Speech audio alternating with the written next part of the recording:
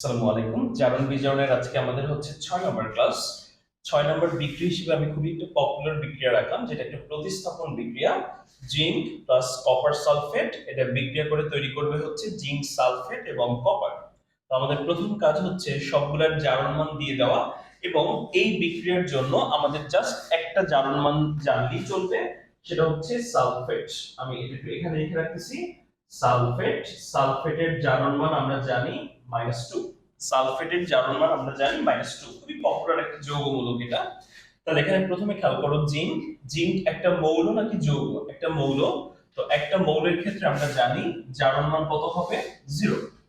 Copper sulphate, copper sulphate একটা যৌগ, একটা যৌগের মোট জারণ মান কত হয়? 0 হয়। কিন্তু যেহেতু এটা যৌগ এবং এর মধ্যে ভিন্ন ভিন্ন পরমাণু বিদ্যমান, তাই এখানে চার্জের মান উল্লেখ করতে হবে। এবং যদি যৌগমূলক থাকে তাকে প্রায়োরিটি দিয়ে তারপর আমরা জারণ মানটা লিখব। তাহলে সালফেটের জারণ মান আমরা কত জানি? -2। তাহলে খেয়াল করো, সালফেট এই পুরাটার জারণ মান হচ্ছে -2। তাহলে সালফেট যদি -2 হয়, তুমি কপার কত লিখবা? +2। কেন? এখানে এমন একটা সংখ্যা লিখবা যাতে দুইটা মিলে কত আসে? 0। তাহলে এখানে +2 লিখলে দুইটা কাটাকাটি যে কত আসবে? 0 আসবে। এবার আসো ডান পাশে, জিঙ্ক সালফেট একটা যৌগ, সেম ব্যাখ্যা। সালফেটকে যদি প্রায়োরিটি দেই, মানে এর জারণ মানটা যদি আমি লিখি, সালফেটের জারণ মান হচ্ছে -2, তাহলে জিঙ্ক কত হবে? +2, কারণ একটা যৌগের মোট জারণ মান কত আসতে হবে? 0। কপার হচ্ছে একটা মৌল, তাহলে কপারের জারণ মান কত হবে? 0। মৌলের কোনো জারণ মান হয় না, মৌলের কোনো চার্জ হয় না। সেম ভাবে যৌগের কিন্তু মোট কোনো চার্জ নেই, যৌগের মোট চার্জও 0, বাট সেক্ষেত্রে ভিন্ন ভিন্ন চার্জ থাকবে। এবার জারণ বিক্রিয়া বিজারণ বিক্রিয়াটা আসলে কি ছিল? যেখানে জারণ সংখ্যা বাড়বে তাদেরকে আমরা জারণ বিক্রিয়া বলবো, তাই না? তাহলে এখানে খেয়াল করো, জিঙ্ক ছিল 0, জিঙ্ক এখন হয়ে গেছে +2।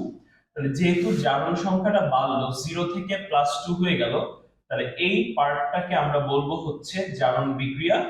কপার ছিল +2, কপার +2 থেকে দেখো এখানে হয়ে গেছে কপার 0। কপার ছিল +2, এখানে হয়ে গেছে কপার 0, জারণ সংখ্যা কমে গেছে। তাহলে যেহেতু জারণ সংখ্যা কমে গেছে, তাহলে এই পার্টটাকে আমরা কি বলতে পারি? বিজারণ। এবং সালফেটের ব্যাপারটা খেয়াল করছো, সালফেটের জারণ মানে কিন্তু কোনো চেঞ্জ হয়নি, আগেও ছিল -2, পরেও হচ্ছে -2। তাই আমরা বলি এই সালফেট পার্টটুকু আসলে জারণ বিজারণ বিক্রিয়া অংশগ্রহণ করে নাই ডিরেক্টলি। কারণ জারণ বিজারণ বিক্রিয়ায় যারা অংশগ্রহণ করে এদের জারণ সংখ্যা চেঞ্জ হতে হয়। যেহেতু সালফেটের জারণ সংখ্যার কোনো চেঞ্জ হয়নি, তার মানে এ আসলে জারণ বিজারণ বিক্রিয়ায় অংশগ্রহণ করে নাই। তাই এটাকে আমরা অনেক সময় স্পেকটেটর বা ভিজিটর বা দর্শকায়ন বলে থাকি। দর্শকায়ন মানে হচ্ছে এর কোনো ভূমিকা নাই, এ শুধু বিক্রিয়া দেখবে। ওকে, দর্শকের কাজ হচ্ছে দেখে যাওয়া। তাহলে এ হচ্ছে শুধুমাত্র বিক্রিয়াটা দেখবে, সরাসরি এর কোনো ভূমিকা নাই। তাহলে এবার আসলে জারণ অর্থ সমীকরণ বিজারণ অর্থ সমীকরণ লিখবো। তাহলে জারণ পার্টের শুরুতে ছিল জিঙ্ক 0, তাহলে আমরা এটা লিখে ফেলি, জিঙ্ক 0। ডান পাশে এটা কি হয়ে গেছে? জিঙ্ক +2। ডান পাশে এটা হয়ে গেছে জিঙ্ক +2। তাহলে খেয়াল করো, প্রথমে আমি দেখব দুই পাশে মৌল সেম আছে কিনা। মৌল সেম, এখানেও একটা জিঙ্ক, এখানেও একটা জিঙ্ক সেম। এরপর দেখব চার্জ সেম আছে কিনা। এখানে দেখো চার্জের মান কত? 0। এখানে চার্জের মান কত? +2। দুই পাশের চার্জ সেম করতে হবে, এবং সেম করার জন্য যে টেকনিকটা আমি তোমাদেরকে বলছি সেটা হচ্ছে, যদি দেখি মানটা বেড়ে গেছে 0 থেকে +2, তাহলে চিহ্নটা হবে উল্টা, মানে চিহ্নটা হবে মাইনাস। বেড়ে গেলে সবসময় কি দিব? মাইনাস। কত বেড়ে গেছে বলতো? 2 বেড়ে গেছে। তাহলে যেহেতু 2 বেড়ে গেছে, তাহলে যত বাড়বে তত ইলেকট্রন, যেহেতু 2 বেড়ে গেছে 2 ইলেকট্রন। একদম সিম্পল জারণ অর্ধ সমীকরণ লেখাটা। এবার আসো বিজারণ অর্ধ সমীকরণ। খেয়াল করো বিজারণ অর্ধ সমীকরণের পার্টটা। বিজারণের এর পাশে কি ছিল? কপার +2, লিখবো আমি কপার +2। ডান পাশে যেটা কি হয়ে গেছে খেয়াল করো, কপার 0। ডান পাশে যে হয়ে গেছে কপার 0, আমি প্রথমে চেক করব দুই পাশে মৌল সেম কিনা। দুই পাশে কি মৌল সেম? হ্যাঁ ভাই সেম। এখানে কপার একটা, এখানেও কপার একটা। এবার দেখবো আমি চার্জ সেম হয় কিনা। এখানে চার্জ হচ্ছে +2, এখানে চার্জ হচ্ছে 0, চার্জ কিন্তু সেম না। সেম করার ট্রিকটা হচ্ছে, দেখো এখানে দেখো মানটা হচ্ছে এপাশে কমে গেছে +2 থেকে 0, কমে গেলে উল্টা সবসময় চিহ্ন দিব প্লাস। এখানে কি বলছি, বেড়ে গেলে চিহ্ন দিব মাইনাস আর কমে গেলে চিহ্ন দিব প্লাস। কত কমে গেছে, 2 থেকে 0 2 কমে গেছে, যত কমবে তত ইলেকট্রন। তাহলে এখানে কয়টি ইলেকট্রন দিব, 2টি ইলেকট্রন। তাহলে এই হচ্ছে আমার জারণ অর্ধ সমীকরণ, বিজারণ অর্ধ সমীকরণ। এবং এই সমীকরণগুলোর মিনিংটা কি, মিনিংটা বোঝা খুব জরুরি। এখানে জিঙ্ক -2 ইলেকট্রন মানে দুইটা ইলেকট্রন, মাইনাস মানে ছেড়ে দেওয়া বা ত্যাগ করা, জিঙ্ক দুইটি ইলেকট্রন ত্যাগ করে জিঙ্ক +2 হয়ে গেছে।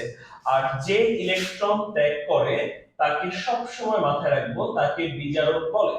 যে ইলেকট্রন ত্যাগ করে তাকে কি বলে, বিজারক বলে।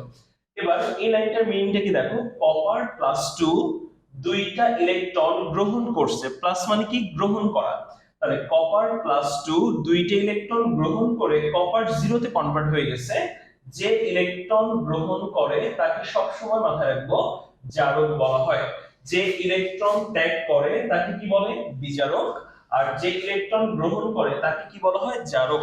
এখন অনেক সময় তোমরা জারণ অর্ধ সমীকরণটা যখন লিখো অনেক সময় বইয়ের সাথে নাও মিলতে পারে। কেন মিলে না বলি, ওরা কি করে এই ইলেকট্রনটাকে ডান পাশে সরাই লিখে, কোনো ব্যাপার না। তুমি দেখো জিঙ্ক 0, তুমি যদি ইলেকট্রনটাকে ডান পাশে সরাই লিখো, আমরা জানি মাইনাস ডান পাশে গেলে কি হবে, প্লাস।